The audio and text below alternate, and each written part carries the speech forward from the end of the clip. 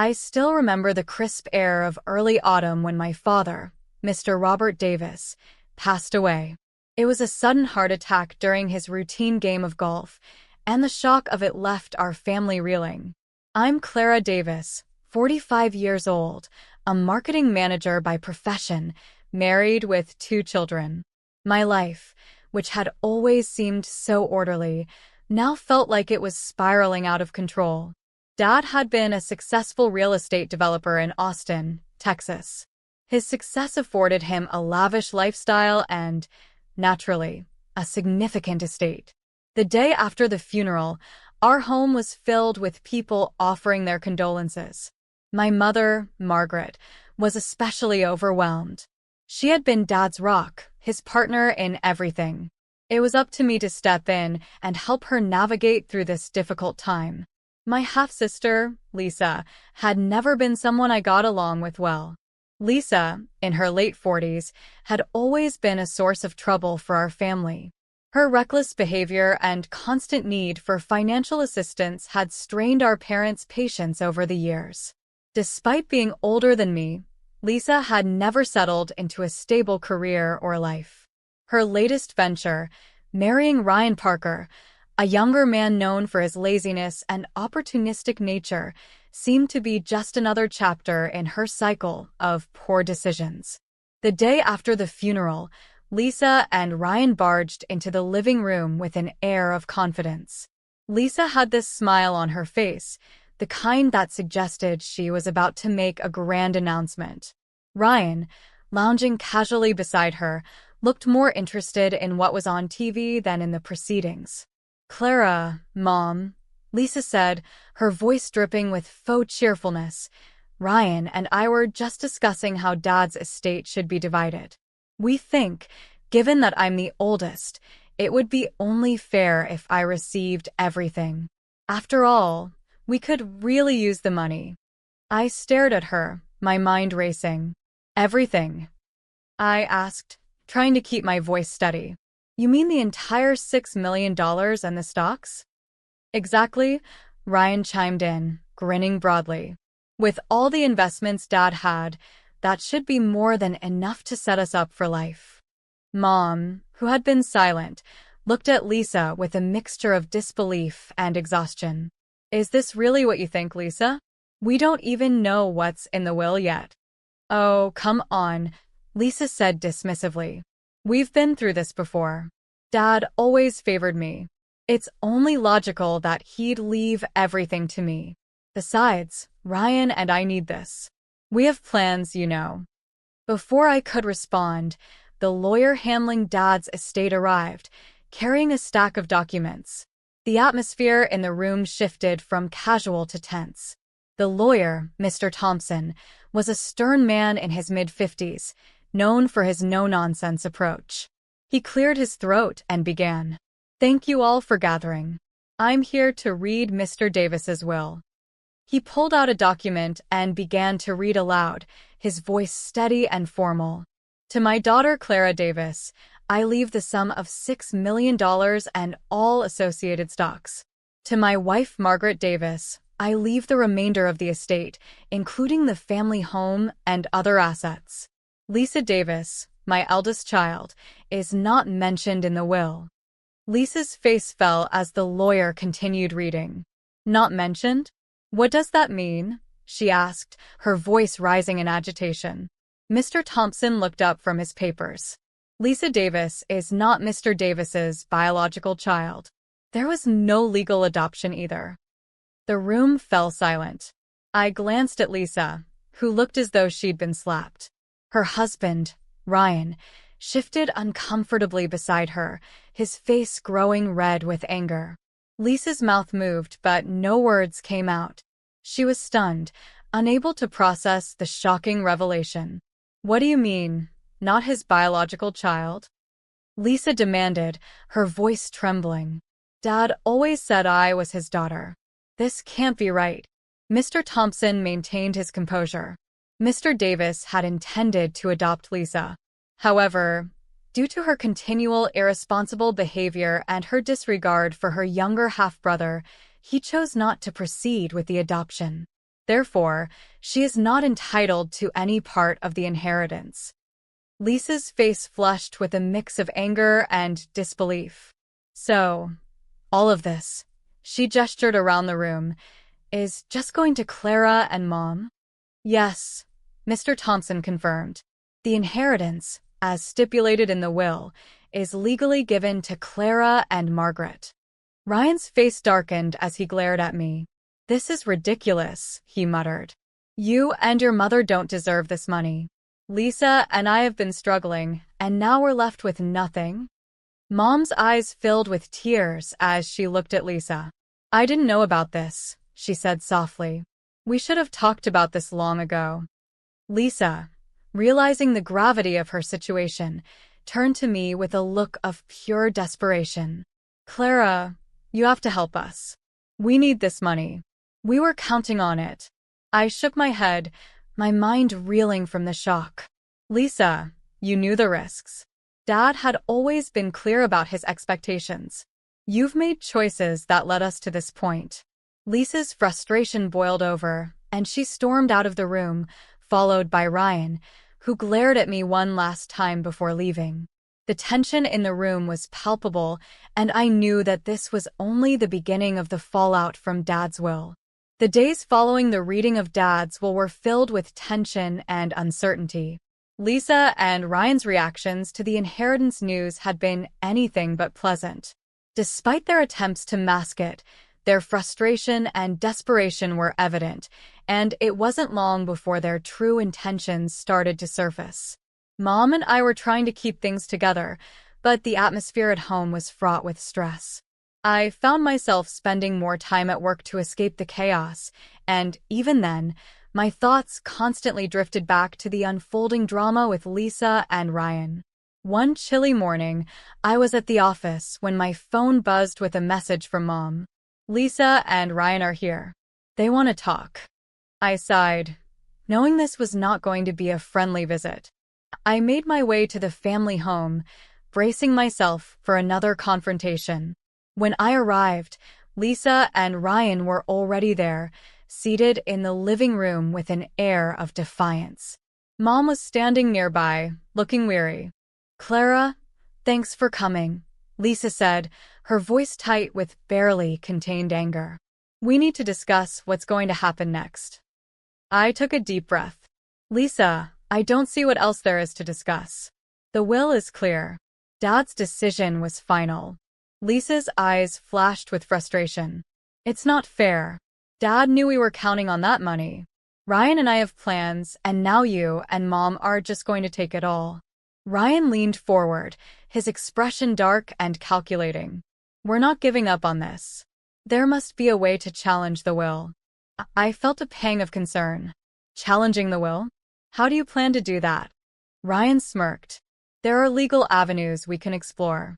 We're going to contest the will on the grounds of undue influence and argue that Dad's decision was made under pressure or without full consideration of his family.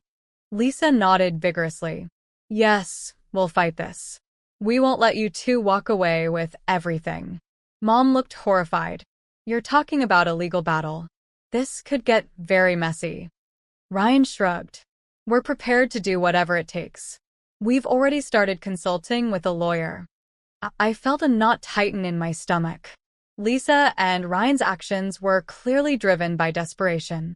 I was starting to see just how far they were willing to go to get what they wanted.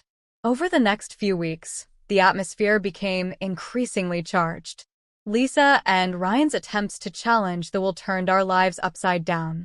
They filed a formal contestation, claiming that Dad's decision had been influenced by his health and that he had been unfair in his distribution of assets. Their accusations were baseless, but their persistence was relentless. One evening, as I was leaving work, I noticed Ryan's car parked outside. I felt a shiver run down my spine. The man had already shown his aggressive side, and I had no idea what he might do next. I decided to confront him. Ryan, I said, approaching him with a steely gaze, what exactly do you think you're going to achieve by all this? He looked up from his phone, his expression unreadable. We're doing what we have to do. We're not going to let you and Mom take everything. Lisa needs this money. We both do. I shook my head, trying to stay calm. You know, Ryan, there's a difference between fighting for what's fair and outright greed. This is beyond what's reasonable. Ryan's eyes hardened. You don't understand. This isn't just about money for us. It's about our future. If we lose this, we lose everything. Before I could respond, Lisa arrived, her face set in a determined expression. Clara, we're not giving up. If you're not going to help us, then we'll find another way. I knew that their actions were driven by more than just financial need. They had made a lifestyle out of dependence and manipulation, and now their plans were unraveling. I felt a pang of sympathy, but it was overshadowed by the realization of just how destructive their greed had become. The situation escalated when Lisa and Ryan's lawyer, a man named Mr. Caldwell, started making public accusations about Dad's will. The media picked up on the story, and soon our family was under the scrutiny of reporters and gossip columns. The invasion of our private lives added another layer of stress to an already difficult situation. One day, as I was walking to the hospital to visit Mom, I saw Ryan's car again, this time parked ominously near the hospital entrance. I felt a growing sense of unease. My phone buzzed with a message from Mom, warning me that Lisa and Ryan had been causing a scene in the hospital lobby. I rushed inside, my heart pounding. As I approached the lobby, I saw Lisa standing by the reception desk, shouting at anyone who came close. Ryan was beside her, trying to calm her down but looking just as agitated. Clara, Lisa called out as she spotted me. You need to get your mother to change her mind. She's the only one who can fix this. I took a deep breath, trying to maintain my composure. Lisa, this isn't the place for this. We need to handle this matter through the proper legal channels. Lisa's eyes were wild with frustration. I'm done playing by the rules. We're fighting for what's ours. As tensions reached a boiling point, it was clear that Lisa and Ryan were no longer thinking rationally. Their desperation was driving them to extreme measures, and I couldn't help but worry about how far they would go to get what they believed they deserved. The weeks dragged on, filled with endless legal battles and mounting stress. Lisa and Ryan's relentless pursuit of the inheritance was causing chaos, not just for Mom and me, but for everyone who crossed their path. Their aggressive tactics were taking a toll on our family, and their desperation was starting to become more alarming. One Friday evening, after a particularly grueling week, I decided to stop by the house to check on Mom. I arrived to find her sitting in the living room, looking tired and frazzled.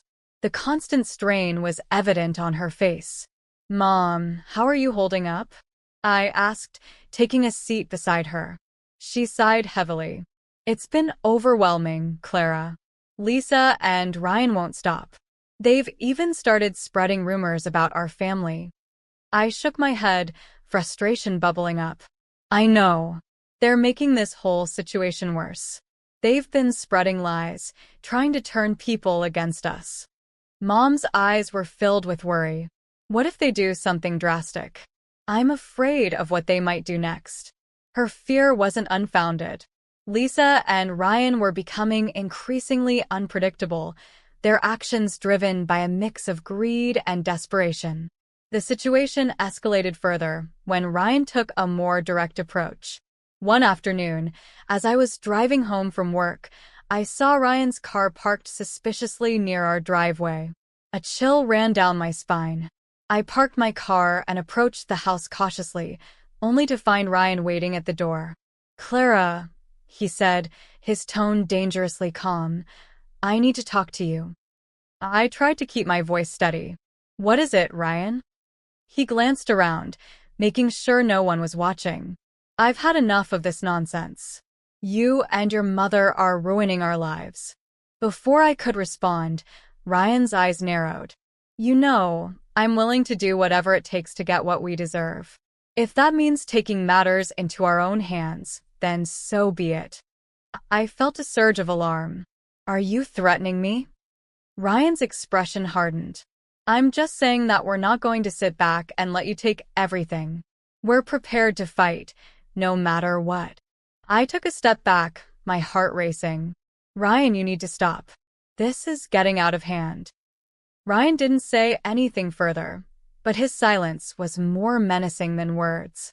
I quickly retreated inside, locking the door behind me. My mind was racing with the implications of his threats. Later that week, while I was at the hospital visiting Mom, the tension reached a breaking point. Lisa had been waiting for me in the hospital lobby, her face a mask of anger and frustration. "Clara, we need to talk," she snapped as soon as she saw me. I tried to stay calm. "Lisa, not here. This isn't the place." Lisa ignored me and continued, her voice rising. "I've had enough of your attitude. You think you can just push us aside and take everything. You don't understand what this means to us." Before I could respond, Lisa's eyes flashed with fury. "If you won't help us, then we'll find another way. We're not giving up." I attempted to defuse the situation. "Lisa, there's no need for this. We should be focusing on resolving this matter legally." But Lisa wasn't listening. Her frustration boiled over, and she made a lunge toward me. The hospital staff intervened quickly, pulling Lisa away before she could reach me. The scene was chaotic, and the commotion drew attention from other patients and staff. Seeing Lisa's outburst and realizing the danger Ryan posed, I knew we were in a precarious situation. Lisa and Ryan were no longer just fighting for money. Their actions were becoming increasingly reckless and violent. Their sense of entitlement had driven them to extreme measures, and I was left wondering just how far they would go. As the situation spiraled, I found myself grappling with a mix of fear and resolve. I knew that the only way to handle this was to stay calm, focus on the legal process, and protect Mom from further harm. But with Lisa and Ryan growing more desperate by the day, I couldn't shake the feeling that things were about to get even more dangerous. The tension reached its peak in the weeks following the altercation at the hospital. Lisa and Ryan's desperation had reached a new level, and their actions were becoming increasingly erratic. It was clear they were willing to go to any lengths to secure their share of the inheritance. One particularly frightening evening, I received a call from the police. They informed me that Ryan had been caught trying to run me over with his car. The incident happened as I was leaving the grocery store. Fortunately, I had managed to evade him, but the situation was more than unsettling. The police were clear. Ryan faced serious charges for his attempted assault. The news spread quickly, and Ryan's criminal behavior further isolated Lisa and him from the community. They were no longer just seen as greedy and entitled, but also dangerous. I felt a mix of relief and sorrow. Relief that the threat was being addressed, but sorrow for how our family had been torn apart by greed and deceit. Mom was distraught. She had hoped that the situation would improve, but now she had to cope with the reality of having her family name tainted by Ryan's actions. Lisa, meanwhile, was struggling to come to terms with the situation. Her attempts to challenge the will had failed, and the legal battles were not in her favor. As her sense of entitlement clashed with reality, she became more isolated. Friends and acquaintances, once sympathetic to her plight, began to distance themselves. One evening, Lisa showed up at our front door, looking disheveled and desperate. She pleaded with me, her voice trembling. "Clara, I need your help. I can't deal with this anymore. Everything's falling apart." I looked at her with a mix of pity and resolve. "Lisa, it's too late for that. The inheritance was never yours to begin with. You've made choices that have led to this point. I can't help you now." Tears streamed down her face. I thought that if I fought hard enough, I'd get what I deserved. Her pleas were heartbreaking, but I couldn't ignore the damage she and Ryan had caused. I closed the door, feeling the weight of the situation. As time passed, the dust settled. Ryan faced legal consequences for his actions, and Lisa was left to pick up the pieces of her shattered life. She had lost not only the potential inheritance, but also her place in the community and her relationship with the family. Her life was now a stark contrast to what it could have been if she had approached the situation differently. Mom and I slowly began to rebuild our lives. The inheritance, which had once seemed like a curse, now served as a reminder of the importance of integrity and hard work. I focused on my career, taking satisfaction in my achievements and the modest dividends from Dad's stocks. Looking back, the ordeal was a painful reminder of how greed and entitlement can lead to destruction. The family that had been torn apart by these traits was slowly mending, but the scars of the experience remained. I hope that, in time, Lisa and Ryan will come to terms with their actions and find a way to rebuild their lives. As for me, I've learned valuable lessons about resilience and the true meaning of family. Despite everything, I am grateful for the support I received and the strength I found within myself. The story of our family's turmoil is a reminder that honesty and hard work will always prevail over deceit and greed. And as I move forward, I carry that lesson with me, knowing that integrity is the cornerstone of a meaningful life.